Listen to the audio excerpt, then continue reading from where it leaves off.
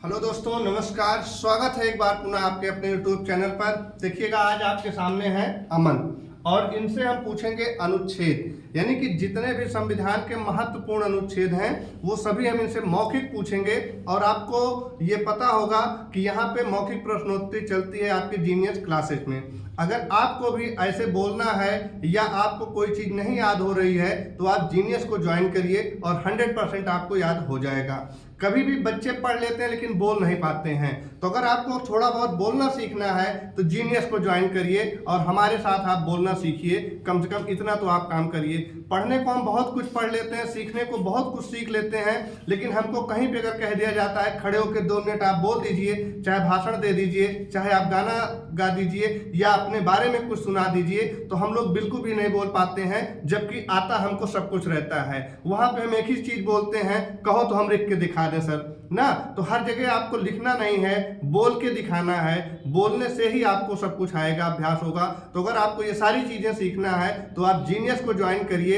आप सीखेंगे ही नहीं, आप सिलेक्शन की तरफ भी अग्रसित होंगे। जितने लोग भी सिलेक्शन लिए हैं उनको हम बहुत बहुत बधाई देते हैं। आपकी यूपीपी भर्ती में पता होगा 10 से 12 बच्चों का सिलेक्शन हुआ है, और यूपीपी ही नहीं, आपका एसएससी जीडी में भी सिलेक्शन हुआ।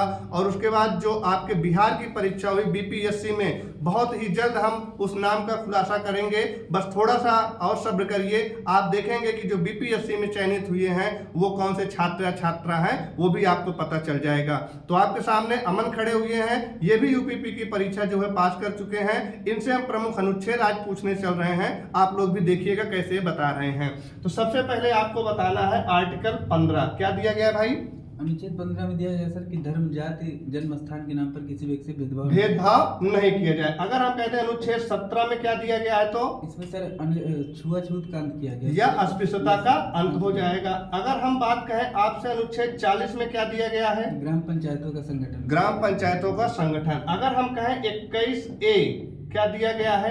ये 6 से 14 वर्ष के बच्चों को निःशुल्क एवं अनिवार्य शिक्षा दिया गया। अगर इसी के आधार पे हम कहें 45, अनुच्छेद 45 में क्या दिया गया है? 0 से 6 वर्ष के बच्चों, ये 0 से 6 वर्ष के बच्चों को निःशुल्क एवं अनिवार्य शिक्षा के बारे में कहा गया है। बात करें अनुच्छेद 50, कार्यपालिका न्यायपालिका पृथक्करण। पृथक्करण। हम फिर बात करेंगे 51 का या ए, ये मौलिक कर्तव्य। मौलिक कर्तव्य। फिर हम चलेंगे मौलिक कर्तव्य लिया कहाँ से गया है? रूस से लिया गया है।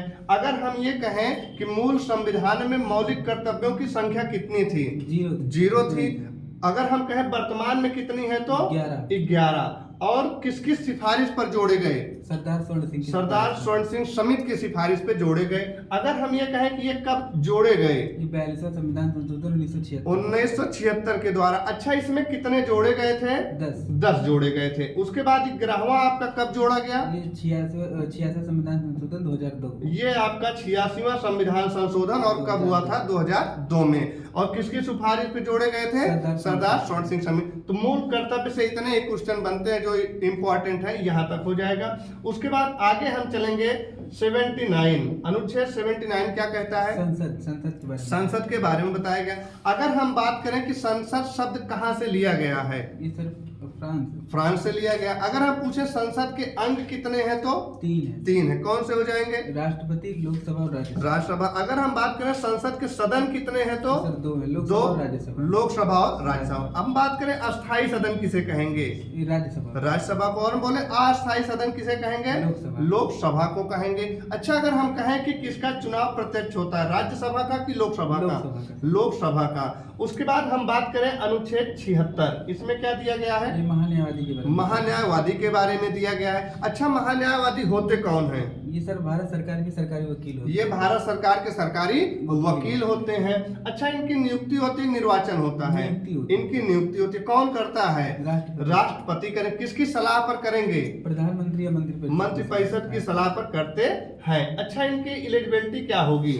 जो सर सुप्रीम कोर्ट के जज बनने की, जो सुप्रीम कोर्ट के जज बनने की एलिजिबिलिटी है, वही इनकी भी एलिजिबिलिटी होती है।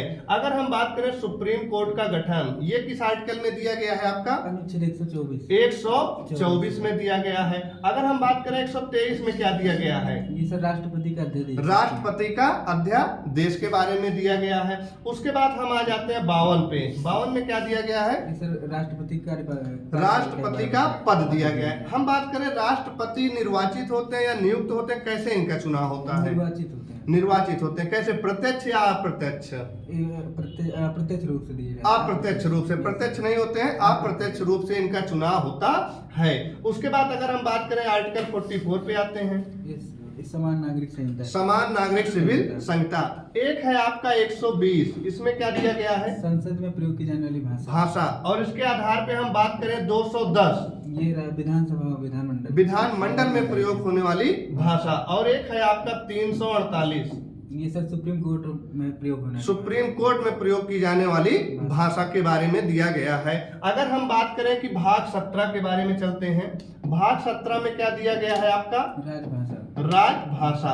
अगर हम कहें अनुच्छेद कहां से कहां तक है राजभाषा, तो 343 से 351। 351। हम कहें मूल भाषा की संख्या कितनी थी, तो 14। अगर हम कहें वर्तमान में कितनी है, तो 22 भाषाएं हैं। हम अगर कहें कि 15वीं भाषा कौन सी है, तो सिंधी हो जाएगी। अगर उसके बाद हम कहें सिंधी कब जोड़ी गई, तो किस संविधान संशोधन द्वारा? 21वां संविधान संशोधन 1967 के द्वारा जोड़ी गई है। तो इस प्रकार से आप देख सकते हैं कि हम जैसे एक आम आदमी की तरह हम लोग बात करते हैं अपने घर पे या फ्रेंड से, उसी तरीके से अमन हमारे सामने बोल रहे हैं। हमने हर जगह से क्वेश्चन पूछने का प्रयास किया, चाहे वो भाग हो, चाहे वो संशोधन हो, चाहे आपके अनुच्छेद हो, एक भी प्रकार की इनके अंदर हेजिटेशन नहीं है और जितना याद है वो सब कुछ बोल रहे हैं। तो अगर इसी तरीके से आपको भी बोलना है, सीखना है, कैमरे को फेस करना है या कुछ लोगों के सामने बोलना है, तो आप अभी भी जीनियस को ज्वाइन करिए, बहुत देर नहीं हुई है। और मंडे से आपकी एकदम बेसिक तरीके से एसएससी जीडी स्पेशल क्लास चलने जा रही है,